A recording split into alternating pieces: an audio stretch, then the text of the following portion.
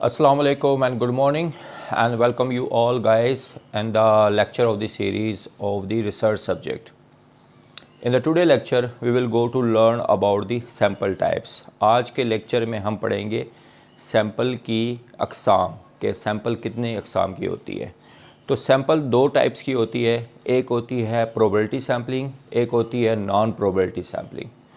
तो इन दोनों के दरमियान डिफरेंस क्या है, प्रोबेबिलिटी सैम्पलिंग और नॉन प्रोबेबिलिटी सैम्पलिंग के दरमियान डिफरेंस क्या है।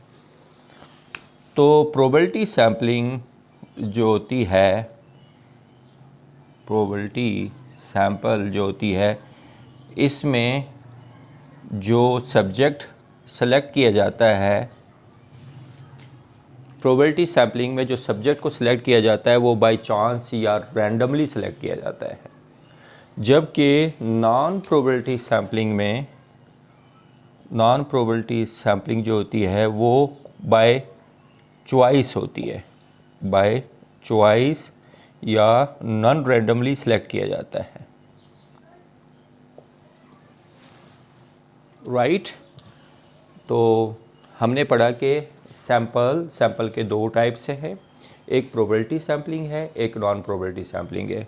जो प्रोबेबिलिटी सैम्पलिंग है उसमें जो सब्जेक्ट को सिलेक्ट किया जाता है या सैम्पल साइज़ को सिलेक्ट किया जाता है वो बाय चांस या रैंडमली सिलेक्ट किया जाता है, जबकि नॉन प्रोबेबिलिटी सैम्पलिंग में by choice and non randomly select किया जाता है।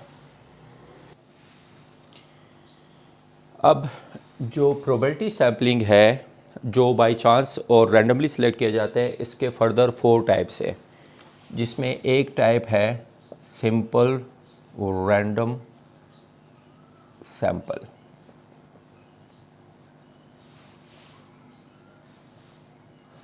Simple random sample.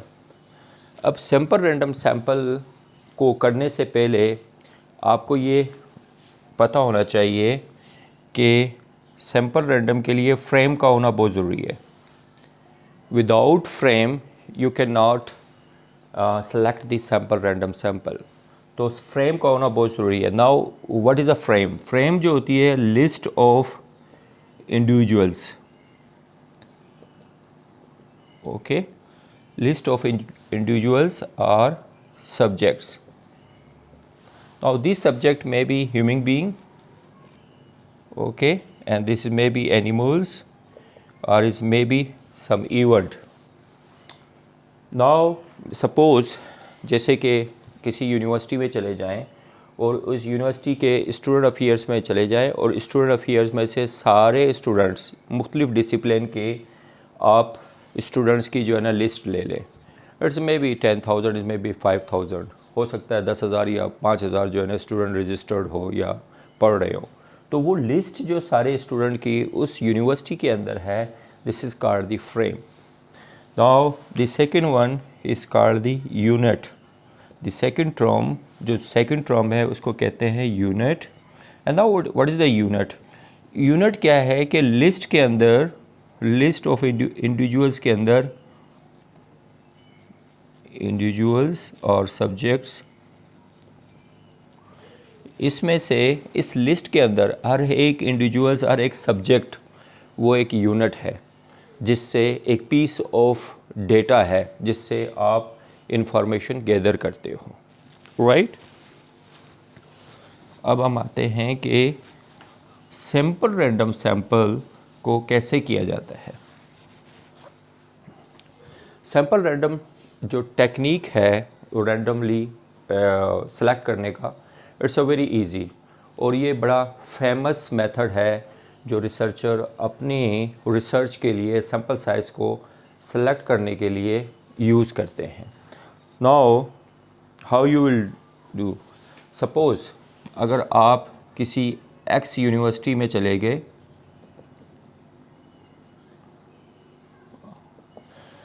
और उसी एक्स यूनिवर्सिटी से जो आपने मुख्तलिफ डिसिप्लिन होते हैं, आपने स्टैटिक्स डिपार्टमेंट के स्टूडेंट्स सेलेक्ट करने हैं और उस स्टैटिक्स डिपार्टमेंट में सपोज़ 2,000 स्टूडेंट्स जो है ना वो स्टडी कर रहे हैं। स्टैटिक्स डिपार्टमेंट के अंदर तकरीबन 2000 स्टूडेंट सेलेक्ट करने हैं और इस 2000 में से आपने अपनी स्टडी के लिए जो आपने सैम्पल साइज़ कैलकुलेट किया है वो अराउंड 500 है। जो सैम्पल साइज़ आपने कैलकुलेट किया थ्रू यूजिंग डिफरेंट फार्मूला, जिस फार्मूले के ज़रिए से आपने 500 स्टूडेंट का जो सैम्पल साइज़ निकाला, अब इस 2000 स्टैटिक डिपार्टमेंट के अंदर, स्टैटिक डिसिप्लिन के अंदर तकरीबन 2000 स्टूडेंट पढ़ रहे हैं और आपने सैम्पल साइज़ जो फार्मूले के थ्रू से जो कैलकुलेट किया वो 500 है। अब इस 500 स्टूडेंट्स को आपने सिंपल रैंडम मेथड के ज़रिए से क्या करना है, सेलेक्ट करना है अपनी स्टडी के लिए। तो आप क्या करोगे, इस 2000 स्टूडेंट्स के नाम की लिस्ट लेके और उसकी चिट बनाओगे, मतलब टोकन बनाओगे और उस 2000 को के स्टूडेंट्स के नेम को आप किसी बॉक्स में डाल दोगे और फिर उसको मिक्सअप करोगे एंड किसी एक स्टूडेंट को बुला के आप उसमें से 500 टोकन्स जो है ना उसमें से ड्रा करोगे रैंडमली। तो ये जो 500 इस टोकन ड्रा के ज़रिए से जो आपने सेलेक्ट किया अमंग द 2000 स्टूडेंट में से, this is called the simple random method. क्योंकि सिंपल रैंडम मेथड में प्रोबेबिलिटी सैम्पलिंग में इस 2000 स्टूडेंट में से हर एक को चांस मिला कि वो सिलेक्ट हो जाए इस 500 स्टूडेंट्स के सैम्पल साइज़ के पार्ट होने में। So this is the method how you will go to select the simple random sampling method. Now the second types is called the stratified random sample. Now what is the stratified random sample? Stratified random sample करने से पहले आप population को दो strata में, दो या दो से ज़्यादा स्ट्रेटा में, strata means group of people, same group, homogeneous group of people. Strata means group of the people. आप पॉपुलेशन को पहले मुख्तलिफ ग्रुप में डिवाइड करोगे सिमिलर कैरेक्टरिस्टिक के अंदर। वो ग्रुप सिमिलर कैरेक्टरिस्टिक में होने चाहिए according to the age, according to the socio economic, according to the geographical area.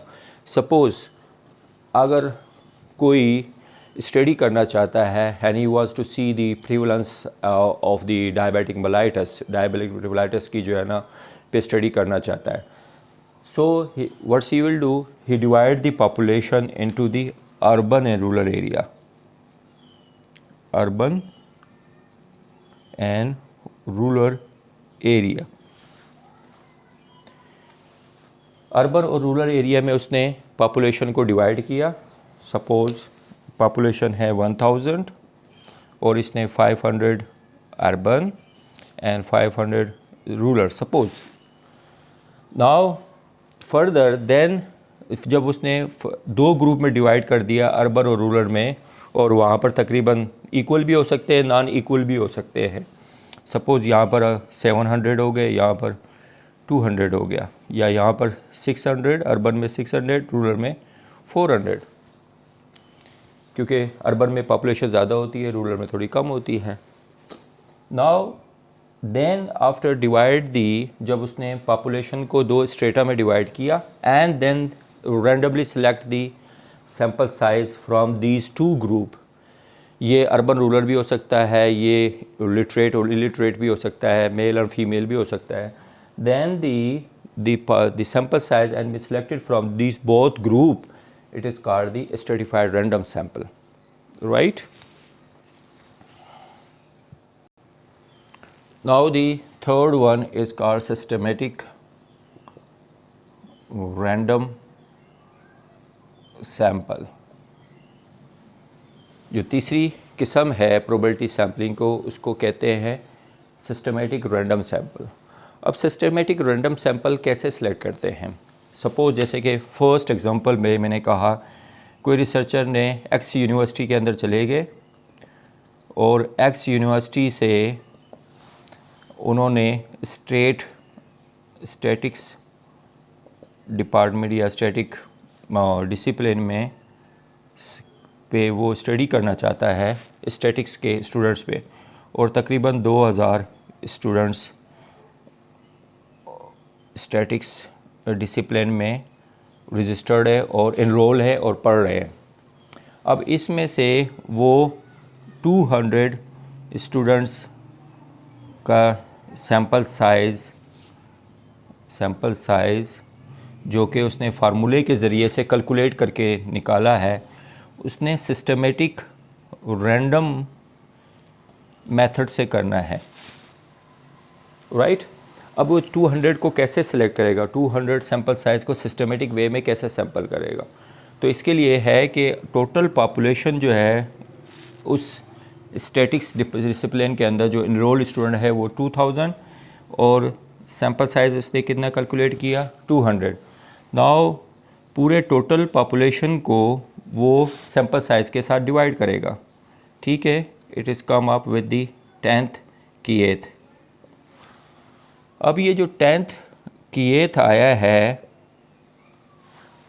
इसका मतलब ये है कि अब आपने पूरे 2000 स्टूडेंट्स की लिस्ट लेनी है और उस 2000 स्टूडेंट्स की लिस्ट को आपने हेट्रोजीनियस करना है, एंड यू डोंट नो वो ऑलरेडी हेट्रोजीनियस है। अब उस 2000 स्टूडेंट्स में से आपने नेम लिस्ट में से हर एक 10th की 8th जो होगा वो आपका, मिसाल के तौर पर 1 2 3 4 5 6 7 ये लिस्ट है, 9 10 11 12 13 14 15 16 17 18 19 and 20. Okay, now the first students he will go to select from the frame is simple randomly. Suppose blindly उसने अपना पेन पुट किया ऑन लिस्ट पे और ये 4th नंबर पे आया। नाउ 4th नंबर पे या तो आप राइट साइड पे या लेफ़्ट साइड पे जो लिस्ट है या अप या डाउन आप जा सकते हैं। Now we will go on the right side. अब इसके बाद एवरी 10th 1 2 3 4 5 6 7 8 9 10th, अब ये जो 14 डिजिट्स है ये 10th की 8th है। Okay, then again we will go, दूसरा हम करेंगे 1 2 3 4 5 6 7 8 9 10 and 24th is again and other 10th की 8th। तो हर 10वां पूरे 2000 स्टूडेंट के लिस्ट में से हर 10th जो स्टूडेंट्स होगा उसको हम सेलेक्ट करेंगे अपने सैम्पल साइज़ तक, और जब तक करते रहेंगे जब तक आपका 2000 का सैम्पल साइज़ कंप्लीट नहीं हो जाता। सो this is the method which is called the systematic random sampling, क्योंकि इसमें आपने 2000 स्टूडेंट की लिस्ट ली है और हर एक 10वां स्टूडेंट जिसको आप 2000 स्टूडेंट में से सेलेक्ट कर रहे हो for the sample size of the 200 students, तो इसमें से हर एक को इक्वल चांस मिला। So again is the systematic way, क्योंकि हर 10th को आपने सेलेक्ट करना है एक सिस्टमेटिक वे में, लेकिन रैंडमली सेलेक्ट करना है। सो this is called the systematic random sampling. Now the fourth type is called the cluster random sample. So the fourth type is called the cluster random sampling. Now cluster random sampling कहाँ पे की जाती है? cluster random sampling वहाँ पे की जाती है जहाँ पे आपका फ्रेम मौजूद ना हो, मतलब इंडिविजुअल्स या सब्जेक्ट्स का फ्रेम मौजूद ना हो। दूसरा जो पॉपुलेशन बड़ा ह्यूज हो, और तीसरी प्रॉपर्टीज़ ये है कि geographical area population large geographical area में स्कैटर्ड हो, तब आप वहाँ पर रैंडम सैम्पल टेक्निक यूज़ करते हैं। सपोज़ अगर कोई स्टडी करता है और उसने अपनी स्टडी में किसी टाउन में गया और उसने 100 हाउस होल्ड सेलेक्ट करने हैं, 100 हाउस होल्ड सेलेक्ट करने, और 100 हाउस होल्ड के अंदर जितने पॉपुलेशन होगी उनसे आपने डेटा लेना है। तो उसके लिए क्या है कि हमारे पास फ्रेम तो है ही नहीं। अब हमने क्या करना है, टाउन में गए और ये टाउन की मैप है सपोज़, और ये हर टाउन का जो है ना ब्लॉक बना हुआ है। ओके, और ये ब्लॉक है ABCDEFG,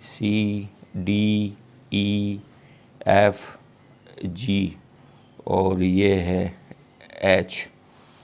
नाउ 1 2 3 4 5 6 7 8 ब्लॉक्स हैं, और हर ब्लॉक में ईच ब्लॉक के अंदर जो है ना 25 हाउस होल्ड है। क्लियर, हाउस होल्ड है। तो अब इसने क्या करना है कि उसने क्या किया, हर 2 ब्लॉक्स को आपस में मर्ज कर लिया मैप में। A और B को मर्ज करके एक क्लस्टर बनाया, C और D को मिला के एक क्लस्टर बनाया, E और F को मिला के एक क्लस्टर बना दिया। क्लियर, E और F को एक क्लस्टर बनाया, C और D को उसने एक और क्लस्टर बनाया इस तरह, और AB को, और इस तरह G और H को, ये 4 क्लस्टर हो गए। कितने क्लस्टर हो गए, वैसे ऑड ब्लॉक थे तो क्लस्टर कितने बन गए, उनको 2 ब्लॉकों को मर्ज करके उसने 4 क्लस्टर बनाए। अब 4 क्लस्टर में 50-50 हो गए, सपोज़ इसमें 50-50 जो है ना वो है। तो अब उसने क्या किया कि 2 जो है क्लस्टर है, 2 क्लस्टर को रैंडमली सिलेक्ट कर लिया उसने, C और D को और E और F को, 2 क्लस्टर को, ये क्लस्टर 1 हो गया, ये क्लस्टर 2 हो गया, ये क्लस्टर 3 और ये क्लस्टर 4। उसने 1 और 2 के क्लस्टर को ले लिया, और इसमें कितने हैं, ईच में 50 हाउस होल्ड है, तो कितने हुए, 100 हाउस होल्ड। ओके, सो जब हमने इस 8 ब्लॉक को 4 क्लस्टर में कन्वर्ट कर दिया, और हर ईच क्लस्टर के अंदर अब आ गए 50-50 हाउस, तकरीबन एक ब्लॉक के अंदर 50 हाउस होल्ड थे। तो हमने क्या किया, हर क्लस्टर में जो 50 हाउस होल्ड हुए, 4 क्लस्टर बने, 25 हाउस होल्ड थे ईच ब्लॉक के अंदर। जब हमने क्लस्टर बनाया तो वो 50 हाउस होल्ड हो गए एक क्लस्टर के अंदर। तो हमारे पास कितने हैं, 4 क्लस्टर हो गए। अब इस 4 क्लस्टर में से हमने 2 क्लस्टर जो है ना रैंडमली सिलेक्ट कर लिए, और वो क्या है कि आपने मैप के ऊपर जो है ना पेन ड्रॉप करना है, या कोई सिक्का या पिन जो है ना ड्रॉप करनी है, और वो जो है ना रैंडमली आपने, अगर सपोज़ वो पिन या पेन जो है ना C और D वाले क्लस्टर पे आके ड्रॉप हो गया, तो आपने C और D वाला क्लस्टर नंबर 1 को सिलेक्ट कर लिया। सेकंड टाइप पे आपने वो ड्रॉप हुआ E और F क्लस्टर नंबर 2 पे, तो आपने क्लस्टर नंबर 2 को सिलेक्ट कर लिया। तो 1 और 2 क्लस्टर सेलेक्ट करने के बाद अब आपके पास आ गए, ईच क्लस्टर के अंदर कितने हाउस होल्ड है, 50। तो आपने 100 हाउस होल्ड जो है ना रैंडमली सिलेक्ट कर लिए।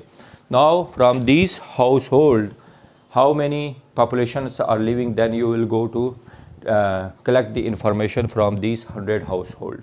So this is the method which is called the cluster random sampling.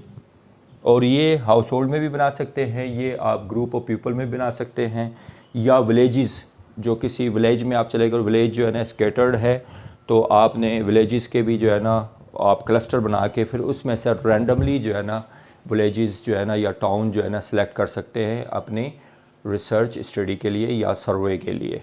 Okay, अब हम पढ़ते हैं non probability sampling. Non probability sampling, जैसे कि मैंने आपको बताया कि इसमें जो सैम्पल साइज़ को जो सिलेक्ट किया जाता है वो बाय चॉइस या नॉन रैंडमली सिलेक्ट किया जाता है, अपनी मर्ज़ी के हिसाब से जो है ना सिलेक्ट किया जाता है। तो इसमें एक टाइप्स जो है जो नॉन रैंडमली का है उसको कहते हैं कन्वीनिएंट सैम्पल, कन्वीनिएंट सैम्पलिंग या कन्वीनिएंस सैम्पलिंग। तो जैसे कि नाम से ये जाहिर होता है नॉन प्रोबेबिलिटी सैम्पलिंग। अच्छा, फ़र्क ये है कि प्रोबेबिलिटी सैम्पलिंग और नॉन प्रोबेबिलिटी सैम्पलिंग में ये फ़र्क है कि जो प्रोबेबिलिटी सैम्पलिंग है उसमें ट्रू रिप्रेजेंटेशन होती है कि पॉपुलेशन में से सैम्पल साइज़ को जब सेलेक्ट करते हो तो उसमें ट्रू रिप्रेजेंटेशन होती है। तो प्रोबेबिलिटी सैम्पलिंग की जो जनरलाइजेबिलिटी होती है वो ज़्यादा इफ़ेक्टिव होती है as compare non probability sampling की। और दूसरी फ़र्क ये है कि जो प्रोबेबिलिटी सैम्पलिंग है उसमें सिलेक्शन बायसनेस या सैम्पलिंग बायसनेस के जो है ना चांसेस ऑफ एरर जो है ना कम होते हैं, क्योंकि आपने रैंडमली सेलेक्ट किए। और नॉन प्रोबेबिलिटी सैम्पलिंग में क्या होते हैं, चांसेस ऑफ एरर या सैम्पल साइज़ के सिलेक्शन सैम्पल साइज़ बायसनेस जो है ना ज़्यादा होता है, क्योंकि आप नॉन रैंडमली सेलेक्ट कर रहे हो। Now convenient sampling. The convenient sampling क्या होती है? कन्वीनिएंट सैम्पलिंग मिसाल के तौर पर आप पिम्स के जो नर्सिंग स्टाफ है उस पे आप स्टडी करना चाह रहे हो। ओके, आप पिम्स के नर्सिंग स्टाफ पे करना चाह रहे हो और आपने जो सैम्पल साइज़ जो सिलेक्ट किया वो तकरीबन 200 सैम्पल साइज़ आपको चाहिए अपनी स्टडी के लिए, जो कि आपने फार्मूले के ज़रिए से कैलकुलेट करके 200 निकाला। और हमारे पास टोटल जो पॉपुलेशन है वो अराउंड 100 नर्सिस की है पिम्स के अंदर, और आपने 200 नर्सिस जो है सिलेक्ट करना है कन्वीनिएंट सैम्पलिंग से। Now what is the convenient sampling? अब आप किसी एक जगह पे बैठ सकते हैं, स्पेसिफिक जगह पे, जो भी आप चले गए नर्सिंग सेल के बाहर जो है ना, आप नर्सिंग सेल में चले गए, वहाँ पे आपको जितने भी नर्सिस मिले उसने आपने अपने स्टडी में इंक्लूड कर लिया। सपोज़ अगर आप पिम्स हॉस्पिटल के अंदर इंटर हुए, जैसे ही आप ओपीडी में पहुँचे, ओपीडी में आपको 50 नर्सिस मिल गए, या सपोज़ 20 या 30 या 50 नर्सिस मिले, और आपने उनको अपनी स्टडी के बारे में बताया और उनसे जो है ना डेटा लेना शुरू कर दिया। This is the convenient approach. आपने 50, फिर आप चले गए, फिर आप अंदर गए तो कॉरिडोर में अगेन आपको 50 नर्सिस का जो है ना से सामना हुआ, और आपने उनसे अपने क्वेश्चनियर्स दे के उनसे डेटा कंसेंट फॉर्म फिलअप करके और उनसे डेटा लेना शुरू कर दिया। Now when you reach at the general ward, then again you have been face 50 nurses लिए आपने, तो 150 हो गए, तो ये आपके टोटल 200 नर्सिस मुकम्मल हो गए। अब आपने इसमें, जैसे कि मैंने आपको बताया कि नॉन प्रोबेबिलिटी सैम्पलिंग में सिलेक्शन बायस या सैम्पलिंग बायसनेस के जो है ना चांसेस ऑफ एरर जो है ना ज़्यादा होते हैं। सपोज़ अगर आपने स्टडी कर रहे हैं कि भाई जो नर्सिस के अंदर जो है ना burn out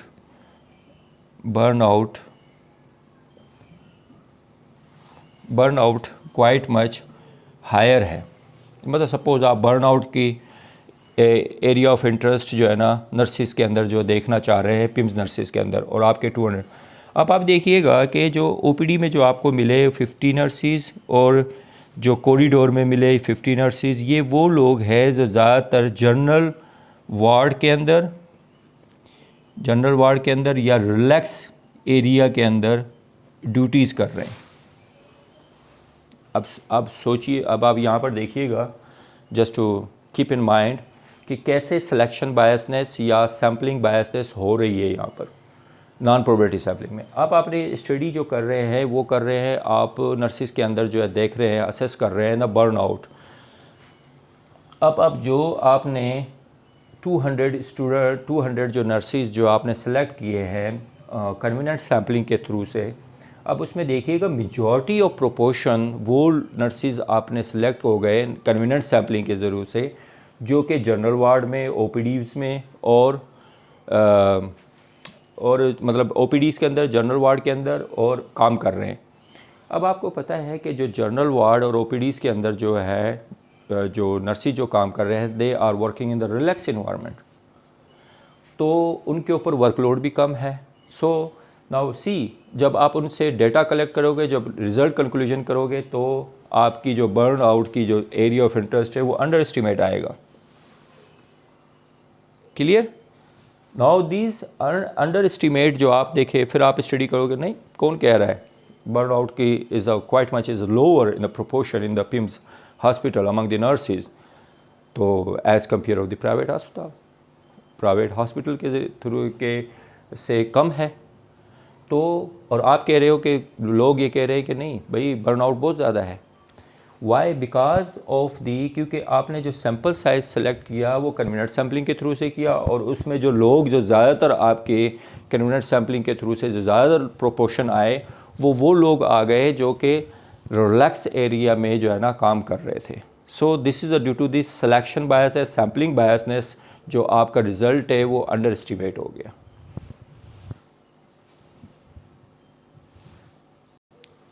Okay, now the another types is called the snowball or network sampling।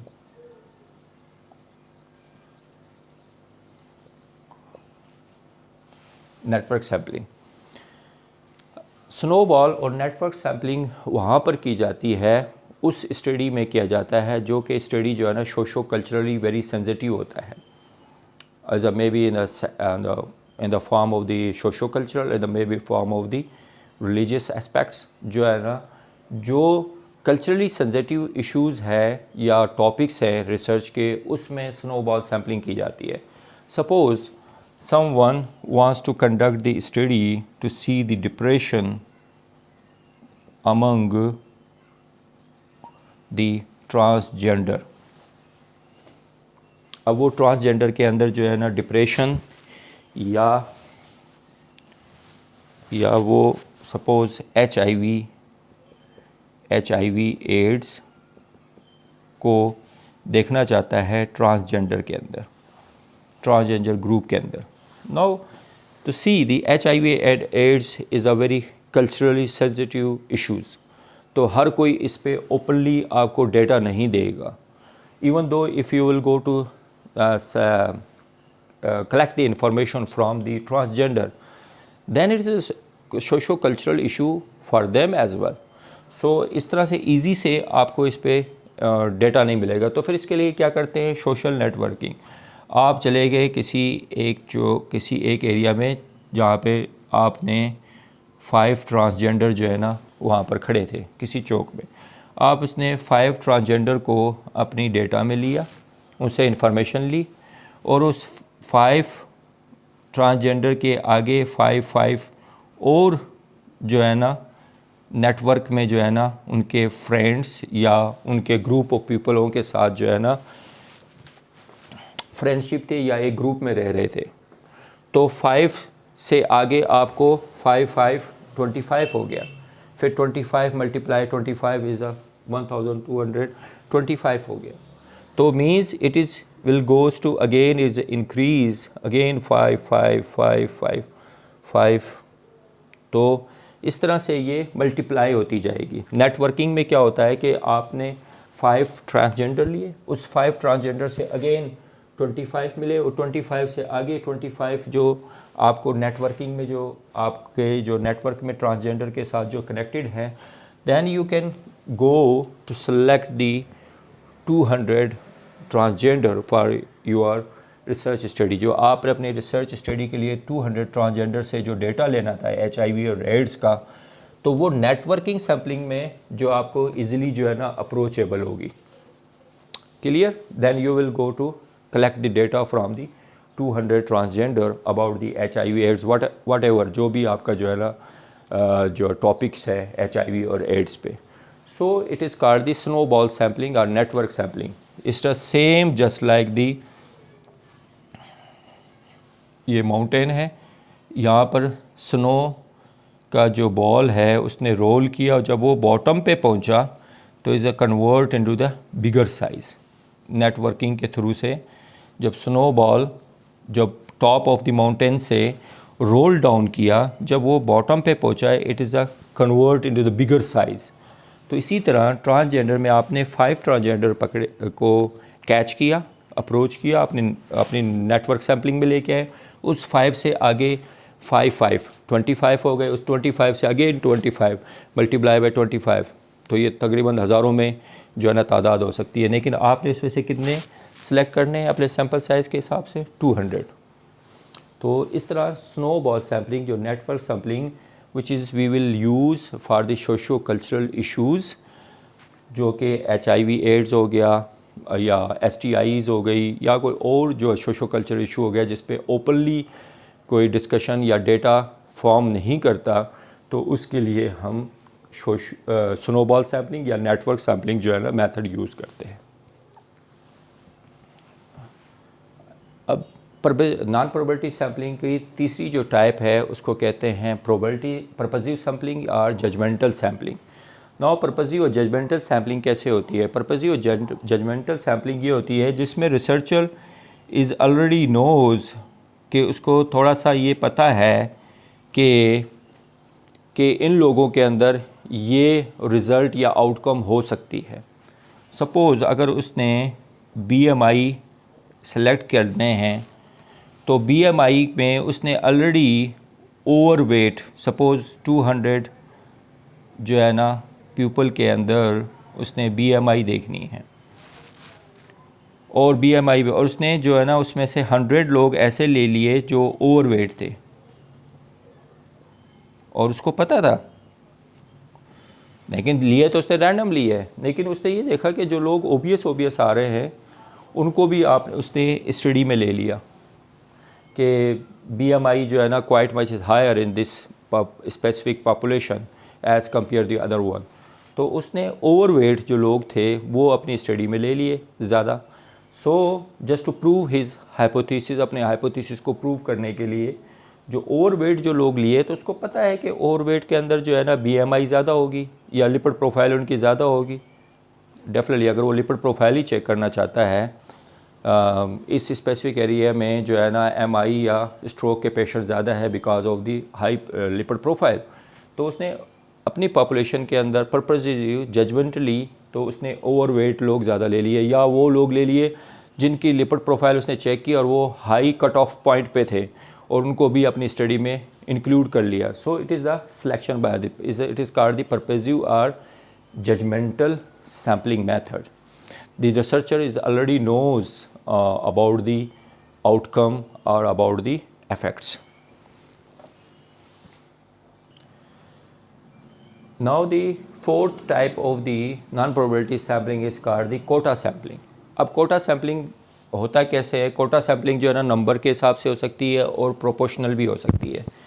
जैसे कि इस्लामाबाद के अंदर फेडरल के अंदर आपको पता है फेडरल के अंदर जॉब्स का जो है ना जॉब्स की जो है ना वो कोटा है। कैसे कोटा है? पंजाब के लिए 50%, टोटल 100 में से 50% पंजाब के लिए, सिंध के अंदर अराउंड मेरे ख्याल में 19% है और KPK के लिए 13%, इसी तरह बलूचिस्तान के लिए 6% और फाटा एंड GB के लिए अराउंड 2 to 3% है मेरे ख्याल में। तो इन सबको कर दिया जाए तकरीबन अराउंड जो है ना वो 100 बन जाता है। 9, 18, 20, 1, 2, 4 और तकरीबन इतना हो जाता है 15, 20 अराउंड KPK। अब मुझे एग्जैक्ट याद नहीं है लेकिन मतलब मैं आपको बता रहा हूँ बलूचिस्तान इज़ 6 to 9% है और ये जो है ना 2 to 3% है। 6 to 9% मेरे ख्याल में बलूचिस्तान का है। सो ये सबको जब कैलकुलेट करते हैं तकरीबन ये 100% बनता है। अब ये जो प्रोपोर्शन वाइज जो कोटा बना हुआ है फेडरल में जॉब्स लेने का, this is a best example of the quota sampling. तो इसमें से जब आपने सैम्पल साइज़ कलेक्ट करना है तो फिर इसमें से आपने अकॉर्डिंग टू द प्रोपोर्शन और द परसेंटेज आप डेटा कलेक्ट कर सकते हो। सपोज़ अगर आप अगर आप चले गए पिम्स में से नर्सिंग स्टाफ में से आप अब आप देखोगे कि इसमें मेल और फीमेल कितना है स्टाफ में से।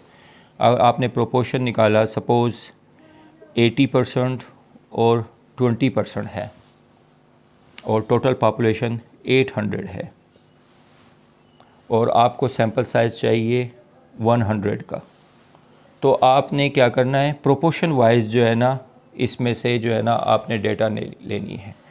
हो सकता है इसमें से 80 आए और सकता है इसमें से 20 आए सपोज़, तो ये क्या हुआ, 100 का सैंपल साइज़ हो गया, क्योंकि according to the quota proportion आपने 80 और 20 सेलेक्ट करी और आपके 100 जो है ना सैंपल साइज़ आपने सेलेक्ट कर लिए इस हेड 100 में, because according to the quota proportion, क्योंकि फ़ीमेल की प्रोपोर्शन ज़्यादा है और मेल का कम है, तो इसलिए according to proportion quota wise जो है ना कैरेक्टरिस्टिक के हिसाब से आपने कोटा सैम्पलिंग के मेथड से आपने अपने 100 जो है ना नर्सिंग स्टाफ जो है ना सेलेक्ट कर लिए अपनी रिसर्च स्टडी के लिए।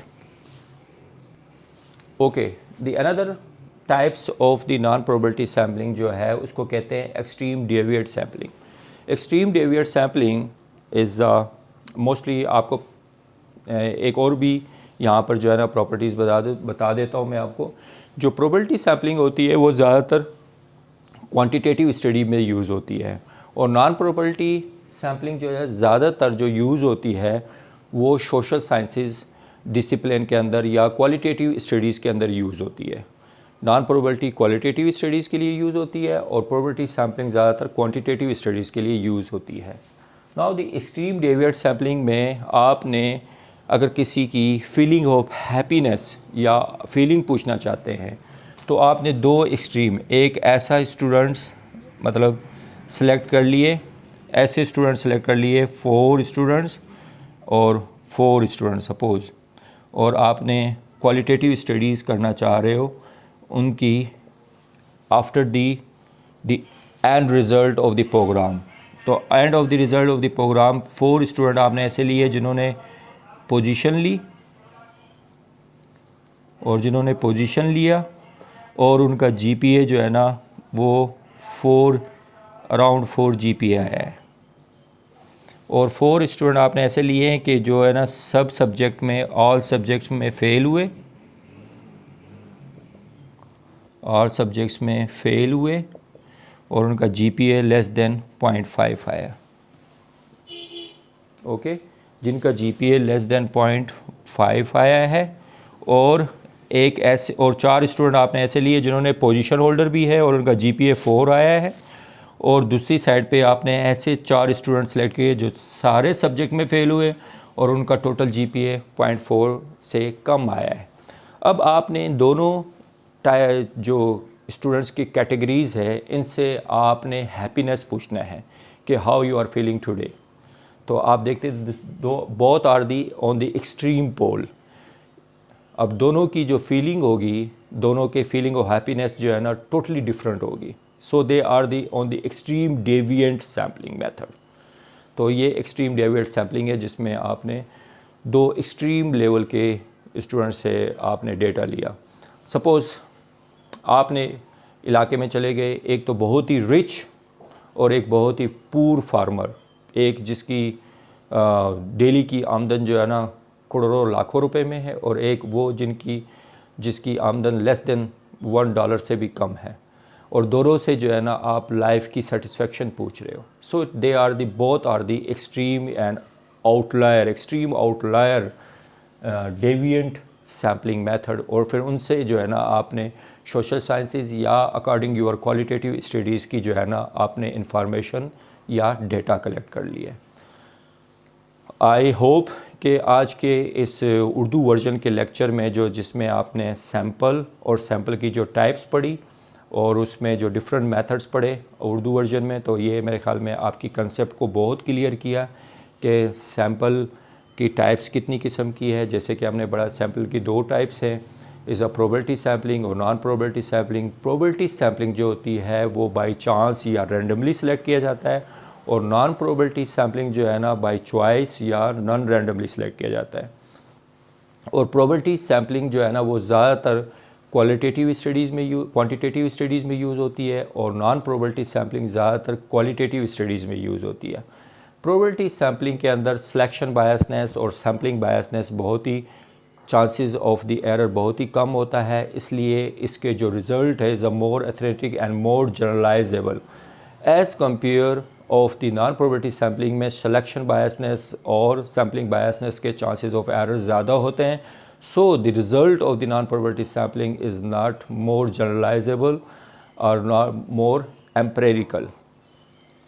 तो प्रोबेबिलिटी सैम्पलिंग के फर्दर हमने 4 टाइप्स पढ़े। एक हमने सैम्पल रैंडम सैम्पलिंग पढ़ा, फिर दूसरे बाद उसकी second one is the stratified random sampling method, and the third one is called the systematic random sample, and the fourth one is called the cluster random sampling. और non probability sampling में हमने पढ़ा convenient sampling, snowball network sampling, purposive judgmental sampling, quota sampling and extreme deviant sampling. सो आज के इस lecture में इसे clear your more concept about the sample and different type of the sample. तो लास्ट में मैं आपसे रिक्वेस्ट करता हूँ कि watch my video lecture very properly, it is very informative for you all, it's make a clear your concept about the research and biostats and epidemiology subjects. Last में आपसे request करता हूँ कि जितने भी आपके फ्रेंड और सर्कल हैं, दोस्त हैं, अहबाब हैं या आपके क्लासमेट हैं, उनको मेरे वीडियो लेक्चर की जो लिंक भेजें ताकि वो भी इससे फ़ायदा ले सके, इससे बेनिफिट ले सकें और अपने कंसेप्ट को क्लियर कर सकें। लास्ट में मैं आपको रिक्वेस्ट करता हूँ subscribe my YouTube channel, and जो अभी तक जो बेल का बटन है, बेल का आइकॉन का बटन अभी तक आपने प्रेस नहीं किया, please press the bell icon. So thank you so much. Thank you so much.